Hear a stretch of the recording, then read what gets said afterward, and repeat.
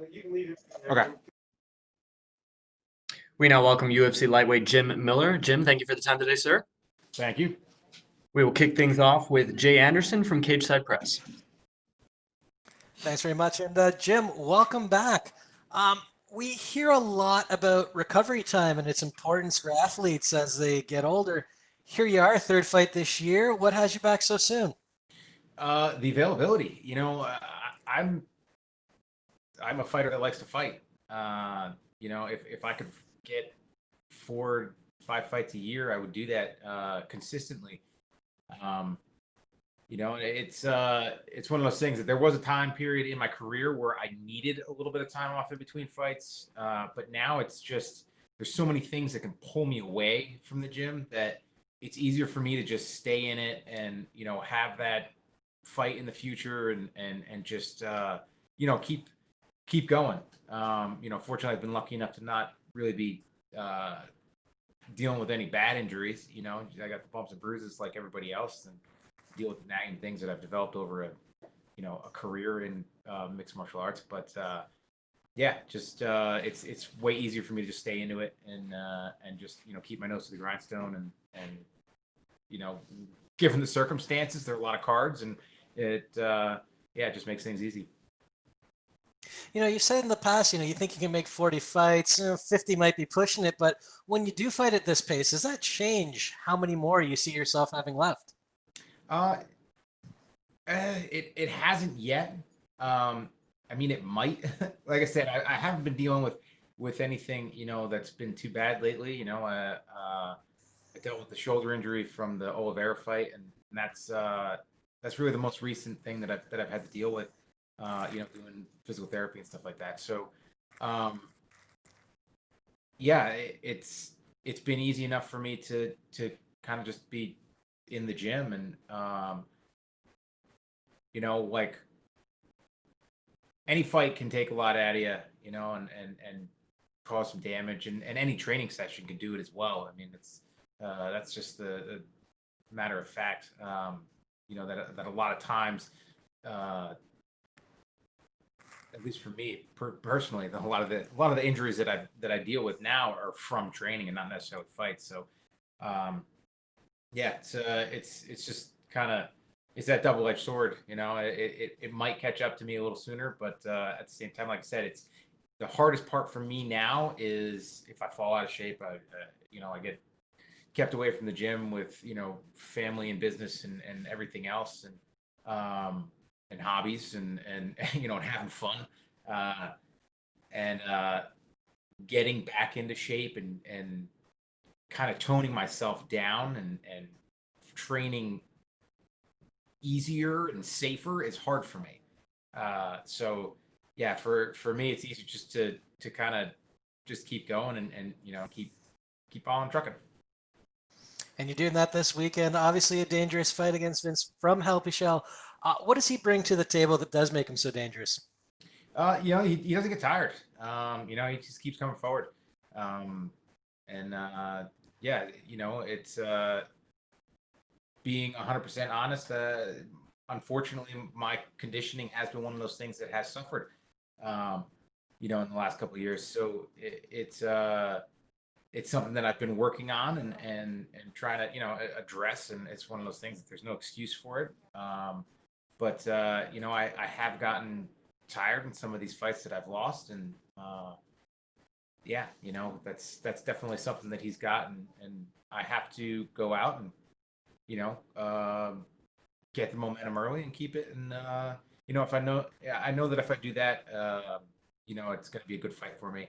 I feel like he matches up well. I feel like I have an advantage really everywhere the fight goes. And I imagine you will be hunting the submission in this, but how do you see yourself getting it done? I see myself landing some good shots on him and making him try to wrestle with me. I've seen in some of his fights that when he does start absorbing some strikes, he reverts to just pressure wrestling and stuff like that.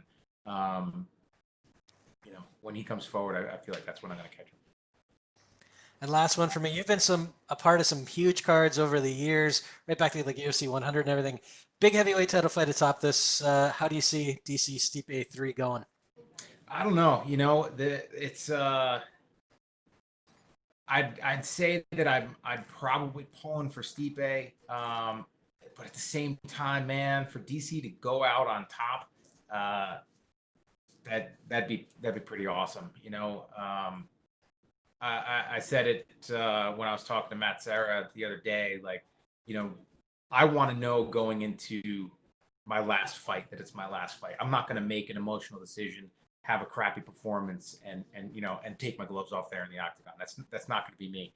Um, I'm going to know, in the lead up to that fight that it's my last one, and just thinking of that feeling that I hope that DC has with it. It gets me pumped up. Having competed for a vast majority of my life, and to know when I'm going to be hanging them up, at least from like something as big as what MMA has had on my life, as big of an impact it's had on my life. It's gonna be an awesome feeling making that last walk to the octagon. And yeah, I mean, if I were in his shoes, I'd be on cloud nine right now, just excited, really, to be able to like kind of drink it in, because there's nothing else after this. So you might as well go out, and fight your heart out. All right. Well, thanks for everything. Best of luck this weekend. Thank you. We will take our next questions from Augusto Niez-Gay with Somos MMA. Hi, Jim. How are you? How are you doing? Good. How are you? Fine, thank you. Jim, you have a ton of experience. You've been over a lot of circumstances during your career, but this is your second fight in this particular pandemic situation. So, are you getting used to the new procedures and the new fight week? It's actually, it got changed up a little bit on me this time. Last fight week was a little bit different than this one. There's a little things are a little bit tighter this time around. Um, for me, I get such like tunnel vision when I'm fighting that I barely hear my corner. I have to kind of be in that little section of the octagon in order to hear my corner. I never hear them if I'm on the opposite side of the octagon. So for me, fighting with no fans last time, it was really it doesn't really matter, like especially with a fight like that where I went out and in a half a round it's over. I can imagine that being in a tough fight where you're going into the final round and you're tired and bleeding and this and that, and not having that roar of the crowd would be something that would affect me. I hope not, but it definitely does give you that energy when you're in those fights. But yeah, the whole procedures thing, like I'm the type of guy that I just sit in my room anyway. I'm just focused on drinking a ton of water and then cutting weight, and then fighting on Saturday. So I'm not the type of fighter that goes out and goes to the movies or goes to the mall or anything like that and kind of sees the sights, unfortunately. But yeah, so for me, it's really no different than really any other fight. And is there anything that you miss about the fights before the pandemic? Maybe the crowd? Yeah, hell yeah, I miss the crowd. I mean, that's one of the things too. Like going back to that retirement talk with with DC's fight. Like I don't know if I could do it without a crowd. Like I've fought so many times in front of the fans that I don't know if I would want to have my last one in this atmosphere.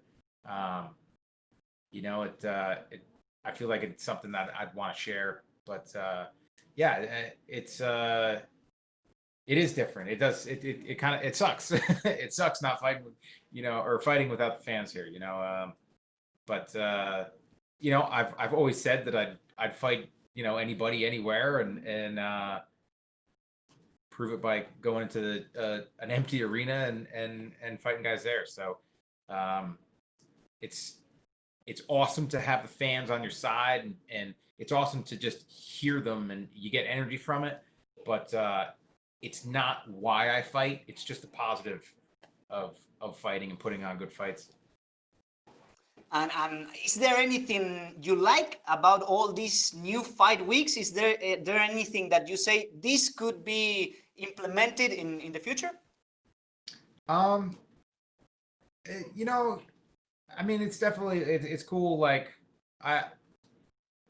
it's fun sometimes to hang out at the fights afterwards. But last time, coming out fighting, banging out some press, and then just being in the car and going back to the hotel room to take a shower and and have a beer. That was pretty cool. I suppose I could do that anytime, any one of the fights, unless there was a press conference. But yeah, it's I kind of like that because we were at a casino going to a steakhouse when the main event was it's still in the first round at that last one. So I can't really complain about that. I thought that was pretty cool. And my last one, you have been talking about DC, about hanging the gloves, and I really enjoyed to see you fight. So please tell me that we are pretty far from seeing your last fight. We are. Yeah, it's definitely not going to be Saturday night, but yeah, I don't know. I'm pretty focused on hitting 40 right now, and then there's that side of me that's like, well, I get to 40, and that's another year and a half or so, and UFC 300's sneaking up on us. So that would I'd be in my 40s at that point, but we'll see how it goes. I'm feeling really good right now. There's nothing, not dealing with anything major, and yeah, it's I'm enjoying it. I'm really enjoying training, even in this. There are the aspects of it that that do suck, like not having my students at the gym, but kind of like condensing training sessions and stuff like that just to minimize the amount of traffic at the gym and this and that. It's been pretty cool. So I'm really enjoying the process that we have going on right now, and like I said, my body's responding to it well. So we're gonna keep on rolling. Okay, great to hear that, and it was awesome to talk with you. Thank you very much, and good luck on Saturday. Thank you. We will take our next questions from Data with Sports Key.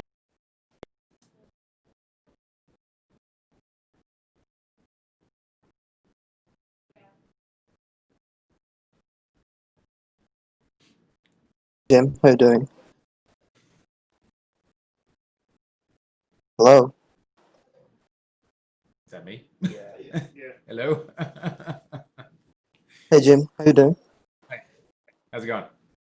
Yeah, I'm doing well, thank you. So first thing I wanted to ask you was, you've already fought once in an empty arena back in June. You'll be doing once again this weekend. So having competed in so many fights in the UFC, what is the experience of fighting in an arena with no audience?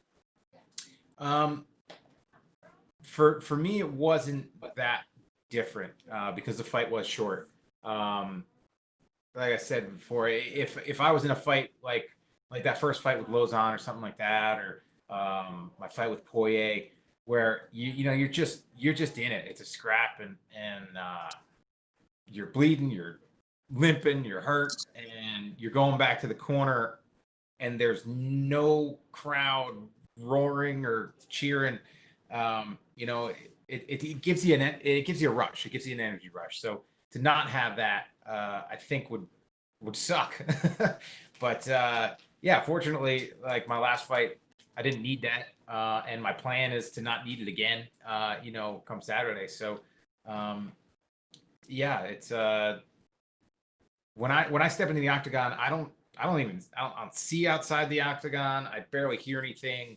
All I hear kind of is just like static during the fight. Occasionally, I'll hear my corner yelling at me. So for me, it's like it doesn't matter if there was a million fans or if there weren't any. All I focus on is that guy standing in front of me. So last time around you fought a young up and comer in Roosevelt Roberts, but this time it'll be a veteran like Vinc Pichel. So what's it like for you to fight someone who's almost as experienced as you are? It's a fight. Everybody's dangerous. Roosevelt was dangerous, and Vince, is going to be dangerous. So, it's yeah, it doesn't matter. It doesn't matter how many fights the guy's been in. You know, like the way I look at it is that I fought just about everybody. You know, from guys who went on to become world champions and guys who were former world champions, and you know, from third degree black belts in jiu-jitsu and phenomenal strikers. So it's I fought them all. I've seen everything. You know, so for me, you know, Vince he is older than Roosevelt, and he has been in the UFC for a bit, but he hasn't fought the guys that I fought. So I feel like I do have a massive experience advantage, but at the same time, it doesn't really mean anything when it comes right down to it. You know, I've seen everything, so I'm not going to overreact to things and you know, get caught off guard. But yeah, and when it comes down to a fight, it really doesn't matter a lot of time. So, final question from me. This will be a third fight of this year, but given that you're in your mid-30s right now, is there a particular goal you have in your mind of how many fights you want to have in a year? I like to fight, you know, every 3 months or so. You know, if I got to fight as often as I would have liked to, you know, I'd probably already be at 40 fights in the UFC. You know, unfortunately, I have had to deal with, you know, getting shelved a little bit here and there. You know, waiting for New York cards or Newark cards, stuff like that. So, yeah, I like to fight. It's easier for me to stay in the gym and just keep training and keep improving myself and stay in shape than to have that period of time off where I just get pulled out of the gym for whatever reason. You know, some really good ones and some, you know, some not as good, like just messing around in my shop or something like that. So, you know, yeah, it's just easier for me to keep fighting. So, you know, hopefully I'm going to have a good night on Saturday, come out of this one healthy, and I'd like to fight, you know, maybe end of the year card. Thank you for your time and good luck for your fight this week. Thank you.